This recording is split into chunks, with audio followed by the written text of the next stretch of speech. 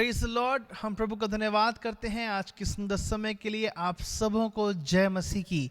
प्रभु का हम धन्यवाद करते हैं उसके प्रेम के लिए, उसकी कृपा के लिए, उसकी करुणा के लिए जो लगातार उसके दास दासियों पर व्यक्त रहती है। हम बहुत धन्यवाद करते हैं आप सबों का कि आप हमारे साथ आज की सुबह जुड़े परमेश्वर के नाम की आराधना करने को। आइए हम प्रभु के नाम की स्तुति करेंगे, उसके नाम को धन्य कहेंगे। वो योग्य परमेश्वर है। आज की इस रविवार की सुबह हमारे लिए बड़े ही आनंद की बात है कि हम परमेश्वर के नाम की आराधना करेंगे। उसका नाम धन्य कहा जाए, उसका नाम मुबारक हो। हालेलुया। आइए प्रभु यीशु मसीह के नाम की हम स्तुति करेंगे। वो योग्य परमेश्वर है, ओ वो योग्य परमेश्वर है। आइए आज की सुबह उसके नाम को हम ऊंचा उठाएंगे।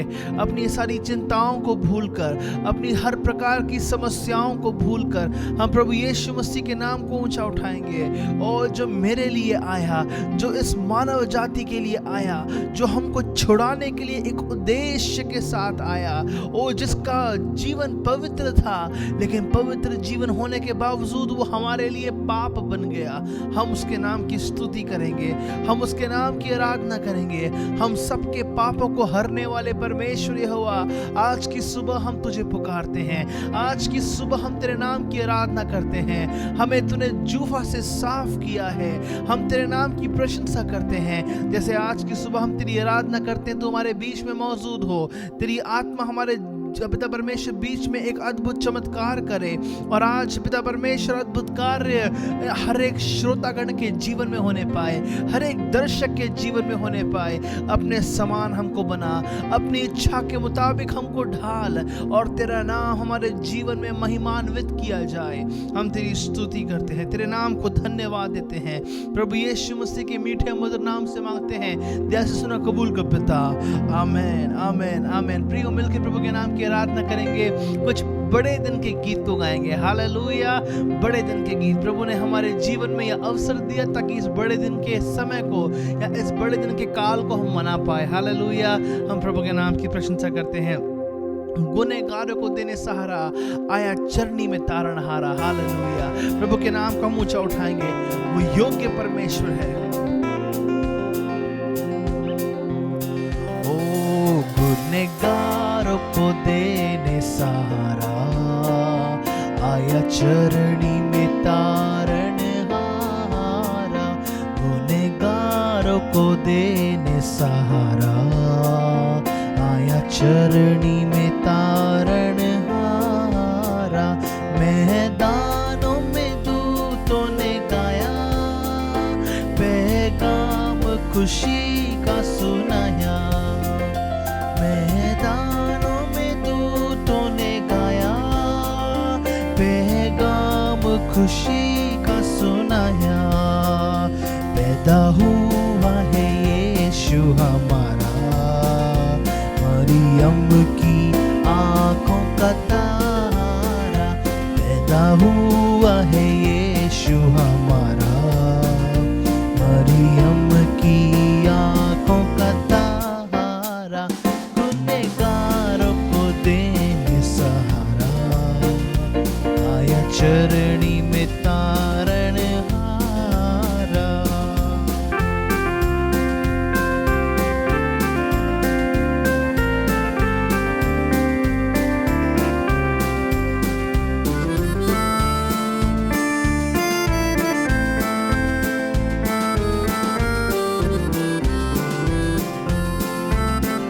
सोना मुरलो बान चढ़ाते, अपने मुंजी को शीश नवाते। सोना मुरलो बान चढ़ाते, अपने मुंजी को शीश नवाते। सारे भूखे और प्यासों की धारा, आया चरनी में तारणहारा। सारे भूखे और प्यासों की धारा, आया चरनी में तारणहारा। गुनहगारों को देने सहारा, आया चरनी में तारणहारा। गुनहगारों को देने सहारा, आया चरनी में तारणहारा।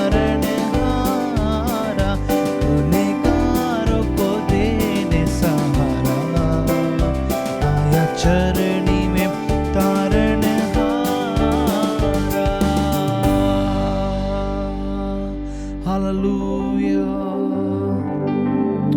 ओ वो हमारा सहारा बनने के लिए आया। ओ उसने हमारा सहारा बनने को चुना प्रियो।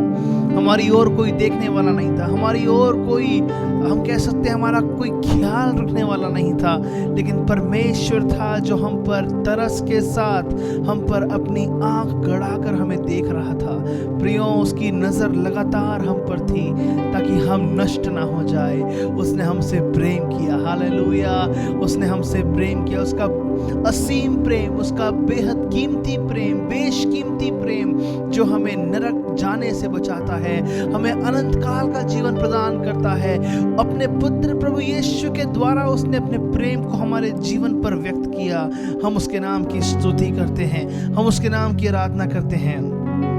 प्रियो ये बड़े दिन का समय आ चुका है ताकि हम उसके नाम की आराधना करें। और मैं कहता हूँ कि बड़े दिन से ना, बड़े दिन के काल या बड़े दिन के समय को छोड़ हमारे पास और कोई अच्छा समय नहीं है जब हम परमेश्वर के सुसमाचार के बारे में, उसकी खुशखबरी के बारे में दूसरों को अपने द्वारा हम और परमेश्वर के राज्य में संकलित कर पाएंगे। सबसे अच्छा समय हमारे पास पाया जाता है, जबकि इस समय कोरोना का काल चल रहा है, लेकिन फिर भी है ना अपनी सारी सीमाओं को हटाकर है ना उसके उद्धार से कोई चूकने ना पाए। हालेलुया। हर एक को प्रभु यीशु मसीह के उद्धार की आवश्यकता है।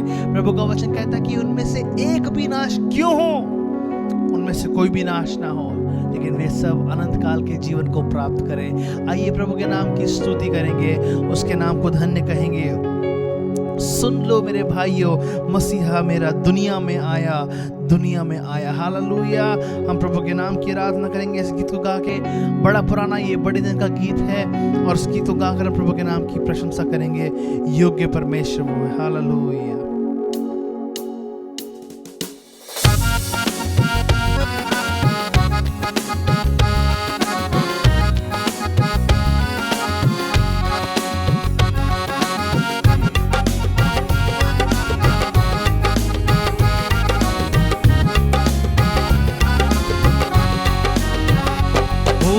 सुन लो मेरे भाइयों, मसीहा मेरा दुनिया में आया।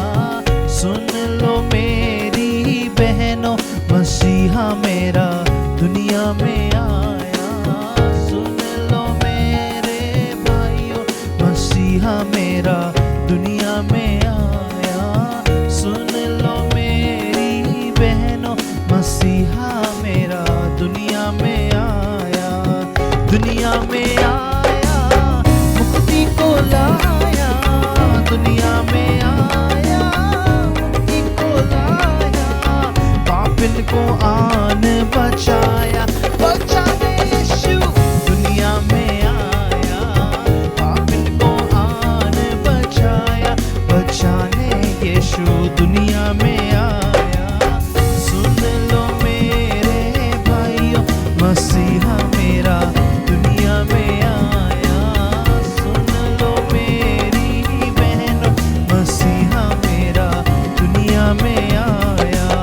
स्वर्ग पिता का इकलौता बेटा, स्वर्ग पिता का इकलौता बेटा, आदम का पुत्र कहलाया, कहलाने यीशु दुनिया में आया। आदम का पुत्र कहलाया, कहलाने यीशु दुनिया में आया।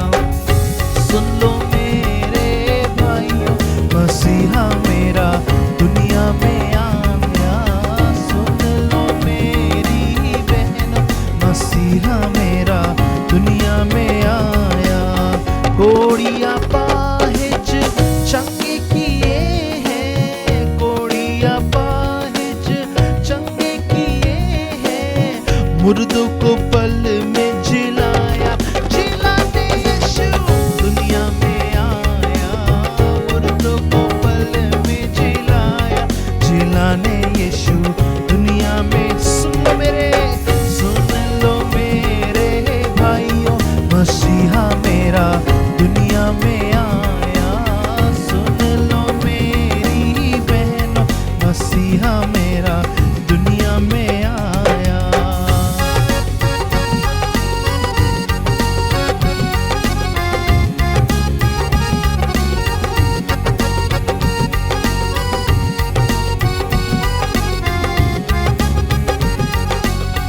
जब हम गुनाह में पड़े हुए थे, जब हम गुनाह में पड़े हुए थे, अद्भुत प्रेम दिखाया, दिखाने यीशु दुनिया में आया। अद्भुत प्रेम दिखाया, दिखाने यीशु दुनिया में आया। सुन लो मेरे भाइयों, मसीहा मेरा दुनिया में आया। सुन लो मेरी बहनों, मसीहा मेरा दुनिया में आया। धन्य धन्य यीशु स्वामी हमारे, धन्य धन्य यीशु स्वामी हमारे, हमको पिता से मिलाया, मिलाने यीशु दुनिया में आया।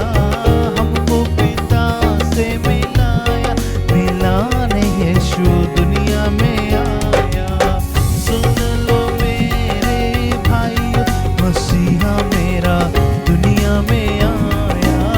सुन लो मेरी बहनों, मसीहा मेरा दुनिया में आया।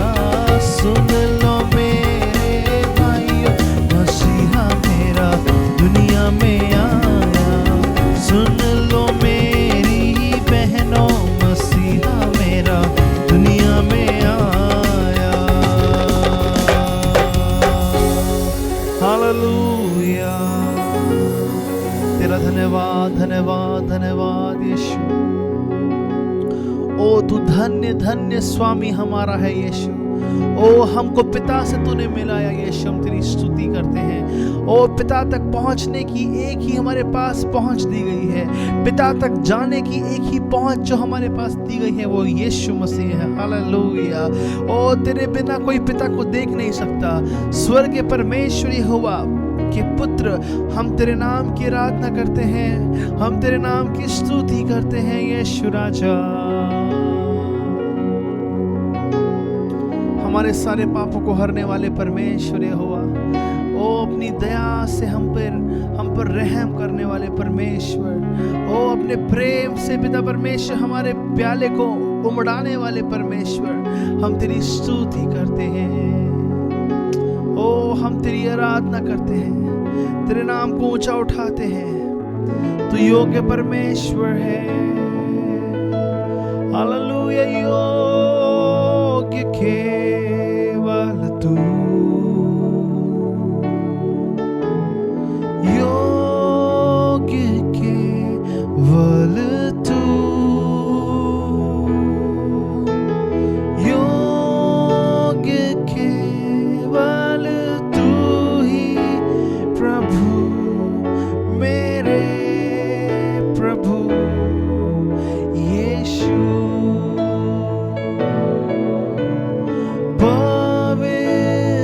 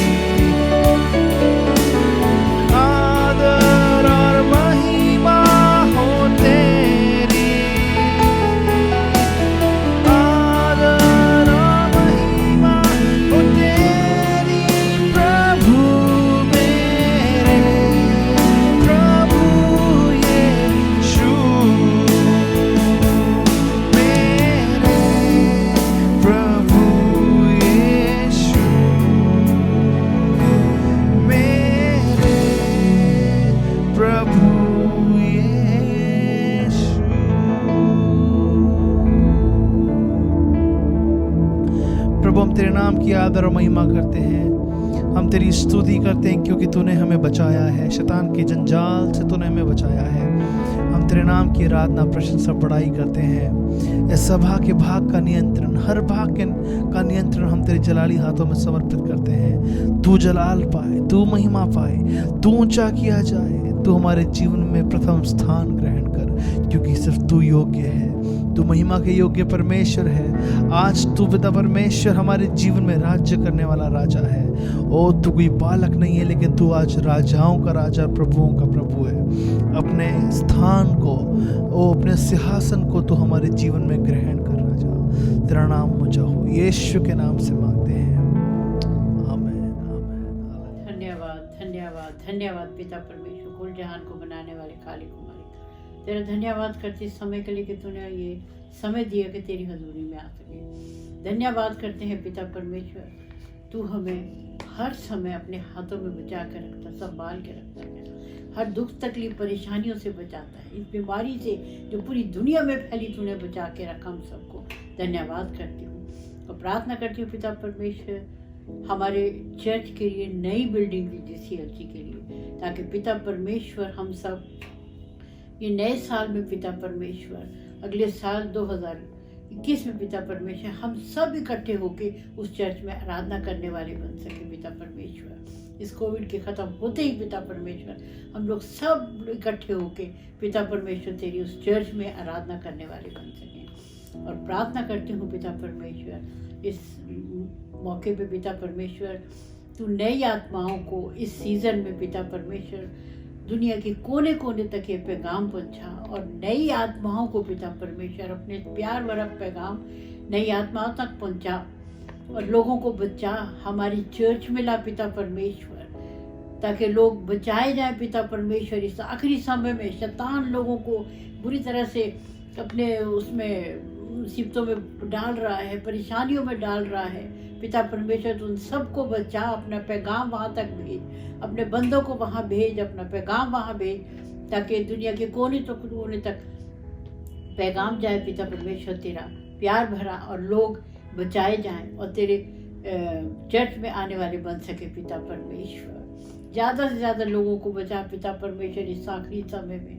और प्रार्थना करती हूँ इस सीज़न के लिए, जबकि क्रिसमस सीज़न चल रहा है पिता परमेश्वर, अपना प्यार भरा पैगाम इस क्रिसमस सीज़न का दुनिया के कोने कोने तक ये पैगाम पहुँचा पिता परमेश्वर। हर घर में पिता परमेश्वर तेरा ये पैगाम पहुँचाया जाए पिता परमेश्वर। अपने बंदों को भेज इस काम के लिए और पिता परमेश्वर ज़्यादा से ज़्यादा लोग तेरे इस प्यार को समझें, परखें और उस पर चलने वाले, तेरे पे विश्वास करने वाले और उस पर चलने वाले बन सके पिता परमेश्वर। सब कुछ तेरे हाथों में सौंपती हूँ पिता परमेश्वर। हर एक चर्च मेंबर को तेरे हाथों में सौंपती हूँ और जितने भी पास्टर्स और एल्डर्स और यूथ और चिल्ड्रन जो भी तेरे पैगाम को फैलाने में काम कर रहे हैं पिता परमेश्वर, उन सबको भी तू आशीष दे पिता परमेश्वर। और ख़ासकर इस समय में, ये बीमारी के समय पिता परमेश्वर, जो लोग तेरी लोगों को बचाने में काम कर रहे हैं हॉस्पिटलों में और जगह जगह पिता परमेश्वर, उन सबको भी तू अपने हाथों में रख, उन्हें इस बीमारी से बचा के रख, ताकि ज़्यादा से ज़्यादा लोगों की सेवा प्रेम भाव से कर सके पिता परमेश्वर। सब कुछ तेरे हाथों में सौंपती हूँ, तेरे प्यारे मीठे नाम से मांगती हूँ, आमीन।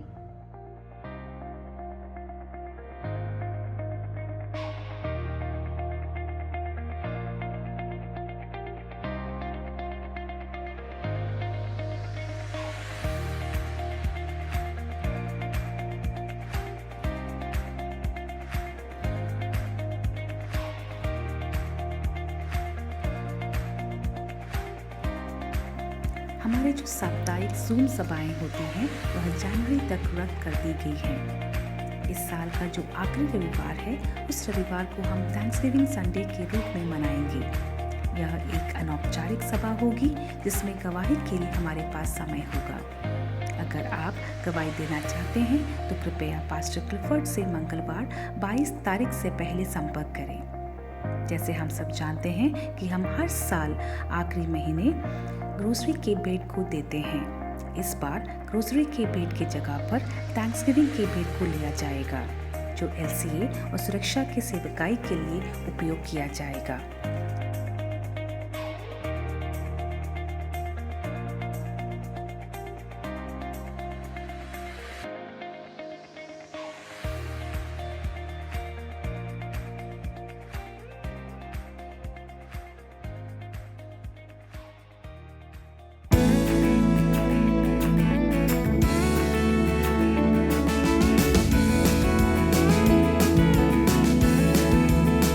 ओ खुशी खुशी मनाओ, खुशी खुशी मनाओ, खुशी खुशी मनाओ, खुशी खुशी मनाओ। बोलो बोलो मसीहा की जय जय जय, बोलो बोलो मसीहा की जय जय जय। मेरे लिए आया, मेरे लिए जिया, मेरे लिए आया, मेरे लिए जिया, मेरे लिए यीशु ने दुख उठाया, मेरे लिए यीशु ने दुख उठाया। मेरे लिए मारा गया, मेरे लिए गाड़ा गया, मेरे लिए मारा गया, मेरे लिए गाड़ा गया, मेरे लिए फिर जी उठा, मेरा है मसीह, मेरे लिए फिर जी उठा, मेरा है मसीह। मैं मसीह का हूँ, हम मसीह के हैं। खुशी खुशी मनाओ, खुशी खुशी मनाओ, खुशी खुशी मनाओ, खुशी खुशी मनाओ। बोलो बोलो मसीहा की जय जय जय, बोलो बोलो मसीहा की जय जय जय। मैं यीशु मसीह के नाम में एक बार फिर आज 20 दिसंबर की सुबह आपका अभिनंदन करता हूं। हम लोग सारे क्रिसमस की तरफ बढ़ रहे हैं और आस्ते आस्ते ये साल हम बड़ी शांति से हम गुजर जाएगा, हमें पता भी नहीं चलेगा। हम परमेश्वर का धन्यवाद देते हैं कि उसने हमें इतनी हिम्मत बख्शी है, इतनी तंदुरुस्ती दी है ताकि हम उसकी सेवा करें। ये साल हम सबों के लिए अनेक तरीक़ों से, हम लोगों के लिए, कईयों के लिए तो बहुत दुखदायक रहा है, कईयों के लिए बहुत ही कठिनमय हुआ है, कईयों के लिए अच्छा भी हुआ है, बुरा भी हुआ है, लेकिन इन सब के बीच में परमेश्वर का धन्यवाद देते हैं। और साथ ही साथ मैं मेरे परिवार के साथ, पूरे GCLC परिवार को क्रिसमस की शुभकामनाएं और नए साल की शुभकामनाएं भी देता हूँ। ये भजन संहिता 84 में इस तरह लिखा है, जो लिखने वाला कोरह वंशीय का भजन है। हे सेनाओं का यहोवा, तेरे निवास क्या ही प्रिय है। मेरा प्राण यहोवा के आंगनों का की अभिलाषा करते हुए मूर्छित हो चला। मेरा तन मन दोनों जीते परमेश्वर को पुकार रहे हैं। हे सेनाओं का यहोवा, हे मेरे राजा और हे मेरे परमेश्वर, तेरी वेदियों में गोरैया ने अपना बसेरा और शुपबेनी ने घोंसला बना दिया है। कितनी अच्छी बात है कि हम सब परमेश्वर के नज़दीकी में होना चाहते हैं। जैसे जैसे ये समय बीता है, इस साल के इस समयों में हमने परमेश्वर की नज़दीकी में आने को सीखा है। मैं आज की सुबह खासकर नौजवानों के लिए, हमारी माताओं के लिए और जनरली सब के लिए ये परमेश्वर का वचन देना चाहता हूँ। वो है सैमुएल के विषय में। मैं आपको ले चलता हूँ पहले सैमुएल, उसका 3 अध्याय और पहले से लेके 7वें पद तक। मैं बीच बीच में छोड़ता चला जाऊँगा, मैं सिर्फ खास चीज़ों के ऊपर मैं मनन करूँगा। वो बालक सैमुएल एली के सामने यहोवा की सेवा टहल करता था। उन दिनों में यहोवा का वचन दुर्लभ था, दर्शन कम मिलता था। और उसके बाद हम 7वें पद में इस तरह पढ़ते हैं, उस समय तक सैमुएल यहोवा को नहीं पहचानता था और ना यहोवा का वचन ही उस पर प्रकट हुआ था।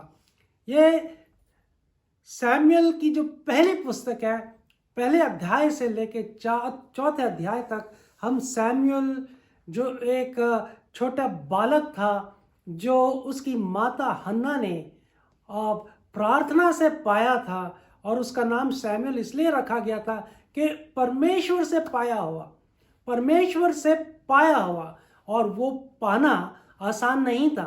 उसकी माँ अपने पति एलकना के साथ शाइलो में आए और उन्होंने गिड़गिड़ाते प्रार्थना की, और हन्ना ने परमेश्वर से दुहाई की, प्रार्थना की कि हे प्रभु, अगर आप मेरे को एक पुत्र देंगे तो मैं उसकी सेवा के लिए, आपकी सेवा के लिए मैं उसको समर्पित करूँगी।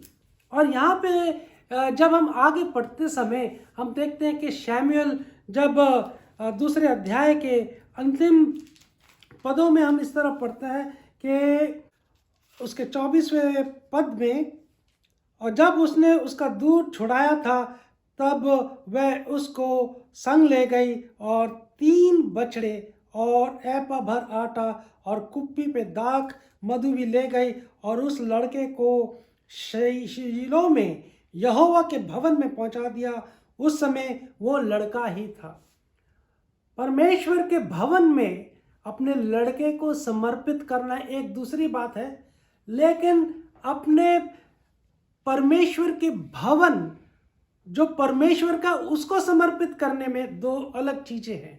आप याद रखिए, मैं एक बार फिर कह देता हूँ, परमेश्वर के भवन में समर्पित होना अलग है, लेकिन वो परमेश्वर जिसका वो घर है उसके सामने समर्पित करना वो एक बहुत अलग बात है।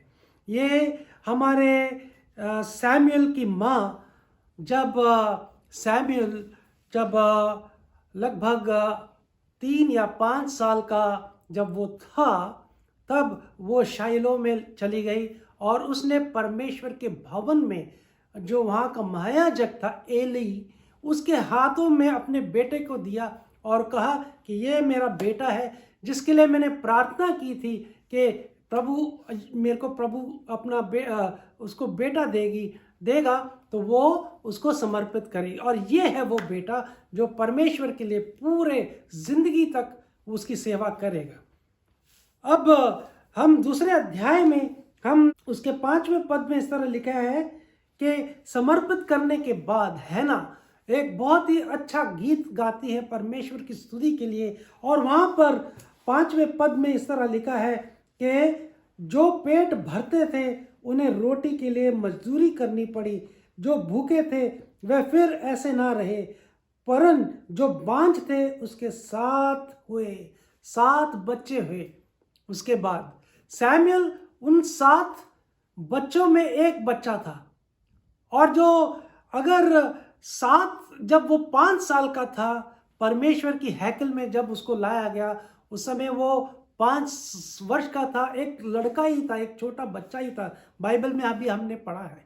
और जब वो 6 उसके बाद उसके भाई या बहन हुए हैं, इसका मतलब 5 और 6 मतलब वो जब 11 साल का था तब वो पूरी तौर से वो परमेश्वर के भवन में वो सेवा कर रहा था। ये एक जो परमेश्वर की सेवा में वो लग गया। एली के और होपनी जो उसका बेटे थे एली के, उनके लीडरशिप में वो सेवा प्रभु की करने लगा। और जिस तरह हमने भजन संहिता 84 और उसके पहले पद में लिखा है, क्या है, परमेश्वर का भवन इतनी एक बहुत ही आनंदमय जगह है जहाँ पे वो भजन संहिता लिखने वाला कहता है कि मैं नज़दीकी चाहता हूँ। और शमूएल जिसका अर्थ ये है कि परमेश्वर से पाया गया था, वो एक बहुत ही छोटा बालक था। 5 साल से उसने जब 11 साल की उम्र में पहुंचा तो उसने तकरीबन व्यवस्था का जो भी कानून था, धार्मिक रीति रिवाज और जो बलिदान दिया जाता था या जो रखी जाती थी और जो दिए जलाए जाते, या उस सारी बातों से वो अच्छी तरह माहिर हो गया था 5-6 सालों के अंदर, जब वो 11 साल का एक लड़का बना। और ऐसे समय में परमेश्वर की जब वो सेवा कर रहा, 3 अध्याय के पहले वचन पे ऐसे लिखा है, वह बालक शमूएल एली के सामने यहोवा की सेवा टहला करता था। और उसके 7वें पद में इस तरह लिखा है, उस समय तक शमूएल यहोवा को नहीं पहचानता था और ना यहोवा की वचन ही उस वक्त प्रकट हुआ था। जब शमूएल अपने बाइबल में उभर कर आता है तो ऐसे बताया जाता है कि शमूएल वो न्याय जो इसराइल को देते थे, जैसे न्यायों की पुस्तक हम देखते हैं जजेस, वहाँ से लेके जो लास्ट है सैमुअल को माना जाता है कि वो इसराइल के लिए न्याय उन्होंने दिया है। इस समय में जहाँ हम न्यायों की पुस्तक जब हम ख़त्म करते हैं, हम देखते हैं कि लोग जो कुछ करते थे, जो कुछ उनको अच्छा लगता था वही वो करते थे, क्योंकि उस समय कोई राजा नहीं था। और सैमुअल जब आया, उभर के उसका चरित्र आता है, तो उसके बीच में कोई भी ना तो वचन परमेश्वर का होता था और ना ही दर्शन मिलते थे। वो उसके पहले अध्याय में हमें देखने को मिलता है। यहाँ पर कम से कम 200 साल एकदम अंधकार का समय था, जबकि लोगों को, इसराइल की जो कौम को या परमेश्वर के जो जन थे, उनको ना तो परमेश्वर का वचन मिला और ना ही परमेश्वर का दर्शन मिला। ऐसे समय में परमेश्वर ने एक छोटे से बालक सैमुअल को चुना। सैमुअल परमेश्वर के उस पवित्र स्थान में सेवा करता था और उसी जगह में वो जहाँ वेदी थी वहीं पे वो लेट जाता था। जो बड़ी वेदी थी, जो महापवित्र स्थान में थी, वहाँ तक वो जाने के लिए उसको इजाज़त नहीं थी, लेकिन पवित्र स्थान में वो जहाँ पर वो रोटियों को बदलना और जहाँ दिया जलाना और धूप वो करना, उस सब में वो जब 11 साल का था वो पूरा माहिर हो चुका था। ऐसे समय में उसके जो सिखाने वाले थे, महायाजक एली और उनके जो पुत्र थे, वो उदाहरण के योग या उदाहरण वाले व्यक्ति नहीं थे। उस सैमुअल के छोटे से दिमाग में एक बड़ा, ये जो 11 साल तक पहुँचते पहुँचते एक बड़ा संघर्ष उसने करना पड़ा कि यहाँ पर मैं परमेश्वर की सेवा कर रहा हूँ और जो परमेश्वर के नियम है, उस नियम के मुताबिक जो परमेश्वर का महायाजक है, जो खुद पवित्र स्थान में वहाँ बैठता था, जब बाइबल बताती है कि वो बहुत ही उसको कम दिखाई देने लगा शारीरिक तौर से, लेकिन आत्मिक तौर से भी उसको दिखाई परमेश्वर को नज़र नहीं आ रहा था, और उसको सुनना भी, उनको देखना भी, और वजन में भी वो बहुत ज़्यादा बढ़ गया था। और इस प्रकार उसकी आत्मिक चीज़ों में कोई दिलचस्पी नहीं रही।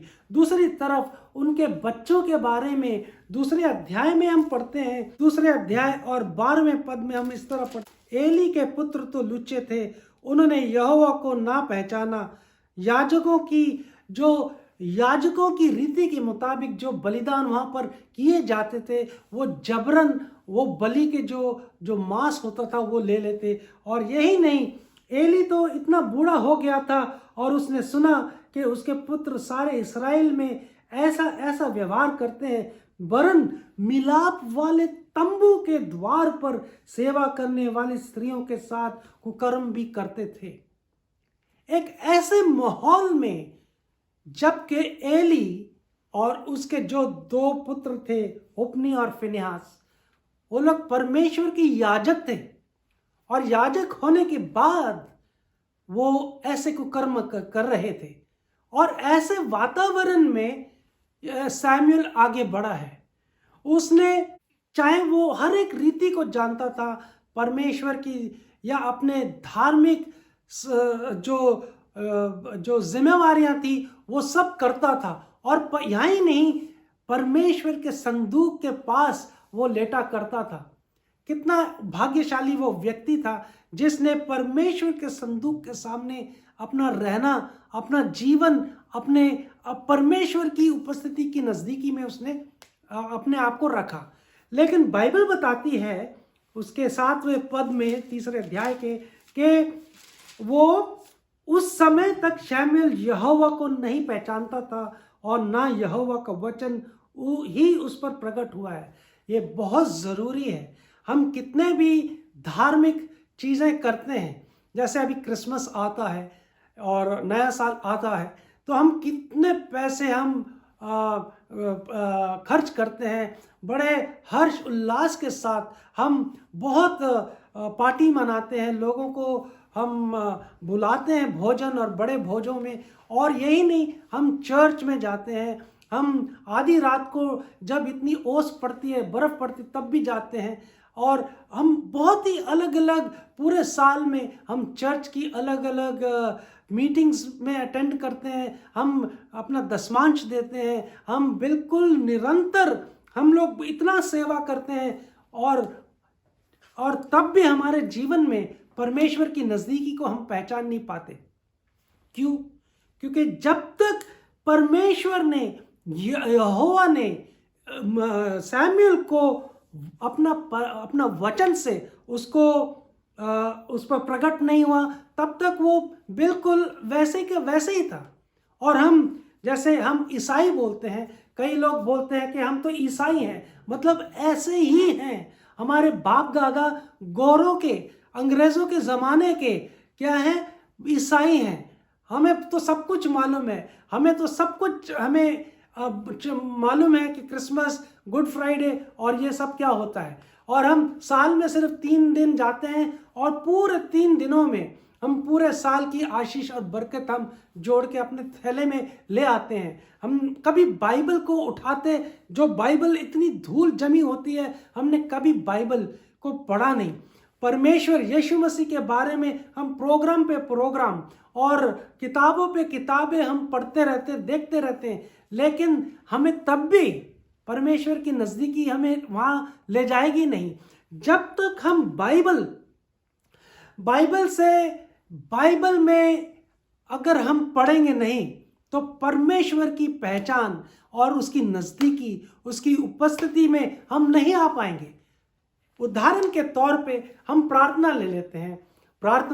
हम प्रार्थनाओं के बारे में हमसे ज़्यादा जो प्रचार करते हैं, उनसे अच्छे अच्छे प्रचारक और लेखक वो प्रार्थना के विषय में भाषण दे सकते हैं और यही नहीं, किताबें लिख सकते हैं, लेकिन उनके ज़िंदगी में क्या उन्होंने 1 घंटा या 15 मिनट या 20 मिनट या 1 घंटा प्रार्थना की है, वो शायद उसमें चूक गए होंगे। प्रार्थना के विषय में लिख सकते हैं, बाइबल के विषय में या किसी चरित्र के बारे में या बड़ा बड़ा भाषण देने आता होगा जरूर, लेकिन जब तक हमें परमेश्वर के वचन को अच्छी तरह नहीं समझेंगे, उसकी परमेश्वर की नज़दीकी में हम कभी भी नहीं आएंगे। सैमुएल एक ऐसा व्यक्ति था। हमारे ज़िंदगी में हमारे बुनियाद को सख्त करने के लिए हमें ऐसी माँओं की ज़रूरत है जो हमें परमेश्वर के भवन में ले जाएंगे। हमें हमारी माँ और पिता का हमें श्रेय देना चाहिए, परमेश्वर का धन्यवाद देना चाहिए कि वो हमें गिरजा घर ले जाते हैं, हमें समर्पित करते हैं। लेकिन कहानी वहाँ पे ख़त्म नहीं होती। हमारे ज़िंदगी में जब तक हम जब अच्छे भले बुरे का हमें जब पता ज्ञान लगता है, हमें देखना है कि परमेश्वर, हमें किताबों को टटोलना है, बाइबल को टटोलना है कि परमेश्वर, वो बाइबल का परमेश्वर कहाँ है जो हमें हर रोगों से, हर बीमारियों से, हर एक पाप से शुद्ध कर सकता है। हम ये तभी ही दावे से कह सकते हैं जब हम परमेश्वर की नज़दीकी में हैं। सैमुएल भी सब ये रीति रिवाज और धार्मिक बातों में हम सबों से आगे था, क्योंकि उसने बचपन से सीखा था। और यही नहीं, अपनी माँ की तरह वो बहुत प्रार्थना करने वाला व्यक्ति भी था। सैमुएल जो एक हमारे लिए उदाहरण है। और यही नहीं, परमेश्वर का वचन जब तक हमारी ज़िंदगी में नहीं आता और उसका दर्शन नहीं मिलेगा, हम कभी भी कामयाब नहीं होंगे। यहाँ पर हमें एक और चीज़ को देखने को मिलता है कि एली जो महायाजक था और उसके जो 2 पुत्र थे, वो परमेश्वर की याजक थे और फिर भी उन्होंने परमेश्वर को नहीं जाना। और दूसरी जगह सैमुएल जो एक छोटा लड़का जो परमेश्वर की वेदी के सामने था, उसने भी परमेश्वर को नहीं पहचाना या जाना नहीं। जानना बहुत ज़रूरी है। मैं भी एक अपनी कहानी बताना चाहूँगा कि मैं एक रोमन कैथोलिक परिवार से था। जब मैं बहुत ही छोटा था, हमारे घरों में पादरी साहब आते थे, बहुत ही अच्छा लगता था उनका जो चोगा और वो लाल कपड़े पहन के आते थे। और हमारे घर में वहाँ पर माता मरियम की वो तस्वीर स्टैच्यू था, मूर्ति थी। और हम लोग घर में सोचते थे, हम लोग सारे उस जगह के में बहुत ही पवित्र लोग थे। हम क्रिसमस में जाते, आधी रात को जाते और हम प्रभात फेरी करते, और हम ईस्टर में जाते, गुड फ्राइडे के दिन जाते, और बीच बीच में कभी कभी जाते, और हम किसी को दुख नहीं देते थे। और हमने कभी बाइबल नहीं पढ़ी 15 साल से। ऐसे समय में हम सोचते थे कि हम तो बहुत अच्छे हैं, और यही नहीं, हमारे पास यीशु मसीह है, हम सब जानते हैं। लेकिन दरअसल सत्य तो ये था कि हम कुछ भी नहीं जानते थे। उसके बाद हमारे पापा ने उनका उद्धार हुआ, फिर मेरी माता जी का उद्धार हुआ। उसके बाद हम CNI चर्च में जाने लगे। उसके बाद मैं दिल्ली आया, और उससे पहले जब दिल्ली आने से पहले मुझे पता चला कि पिताजी ने, मैं एक बिल्कुल मरने वाली हालत में था, और मेरे पिताजी ने बोला कि हे प्रभु, अगर ये बच्चा जीवित रहेगा तो मैं इसको आपकी सेवा के लिए दूंगा। और वो कोट्टयम में थे, उस समय नेवी में थे, और लेकिन फिर भी कोट्टयम में वो जाके उन्होंने प्रार्थना की। और यही नहीं, जब मैं बड़ा हुआ तो मैं इन सारी बातों से दूर था। ये परमेश्वर के लोग, गिरजाघर और इतनी मोटी मोटी बाइबल को देख के मेरा तो समझ में नहीं आता था कि कैसे वो पढ़ते हैं, लोग कैसे पढ़ते हैं और इनको इतना ज्ञान कैसे मिलता है। मैं चर्च और बाकी चीज़ों से दूर रहता था। मैं सारे धर्मों को मानता था, लेकिन परमेश्वर ने बहुत ही अद्भुत कार्य से, एक अद्भुत तरीके से उसने मेरे जीवन को छुआ। मेरे को परमेश्वर के बारे में मेरे कज़न भाई साहब ने परमेश्वर का वचन बताया, और मुझे परमेश्वर के वचन में इतनी दिलचस्पी हो गई कि मैं परमेश्वर के वचन को पढ़ने लगा। और परमेश्वर के वचन से मुझे पता चला कि मैं एक पापी व्यक्ति हूँ। और मैंने आस्ते आस्ते मैंने बपतिस्मा लिया, और पवित्र आत्मा से परमेश्वर ने मुझे आशीर्वाद दिया, और आगे चल के एक अच्छी परिवार मेरे को परमेश्वर ने दिया। और मेरी ज़िंदगी में ऐसे बहुत चीज़ें हुई, और मैं इतना तृप्त अपने आप को समझने लगा। लेकिन ये यहाँ पे गाड़ी रुकती नहीं है, हमें परमेश्वर की नज़दीकी रोज़ बरोज़ चाहिए। हमारे अभी क्रिसमस का समय है, और क्रिसमस का हर साल परमेश्वर का ये संदेश है, इमैनुअल, यानी कि परमेश्वर हमारे पास, हमारे साथ। क्या हमारी ज़िंदगी में परमेश्वर हमारे साथ है या हम परमेश्वर के साथ हैं? ये दोनों चीज़ें बहुत ही महत्वपूर्ण हैं। बाइबल में ऐसे ऐसे चरित्र हैं जिन्होंने परमेश्वर की उपस्थिति को छोड़ा और उनका अंत बहुत बुरा हुआ। लेकिन कुछ ऐसे लोग हैं जिनका अंत बुरा होना चाहिए था, उन्होंने परमेश्वर को जाना। हम हमारे बच्चों को परमेश्वर के भवन में लाते हैं, और कई बार हम जबरदस्ती करते कि वो परमेश्वर की सेवा करे या वो चर्च में ही रहे ऐसे। और जब वो बड़े होते हैं तो हम उनको ग्रूमिंग नहीं करते। लेकिन धन्य है ऐसी माँओं के बारे में, जैसे हन्ना ने, उसने सिर्फ यही नहीं, हर साल वो आगे जाके मिलती और अपने बच्चे के लिए, सैमुअल के लिए कोट बना के लाती। और जो हमारी बेसिक फाउंडेशन है, संस्कार हैं, जो वैल्यू सिस्टम है, वो हमारे माँओं ने हमें दिए हैं। क्या हम उसको बरकरार रखते हैं कि नहीं? और परमेश्वर का वचन बहुत ही ज़रूरी है हमारे लिए। हम यहाँ भी 3 अध्याय के 19वें पद में हम देखते हैं कि ऐसे सारे माहौलों में सैमुअल आगे बढ़ता चला गया और बढ़ता ही चला गया। बाइबल ऐसे बताती है, पहले सैमुअल 3 अध्याय 19 में, कि सैमुअल बड़ा होता गया और यहोवा उसके संग रहा।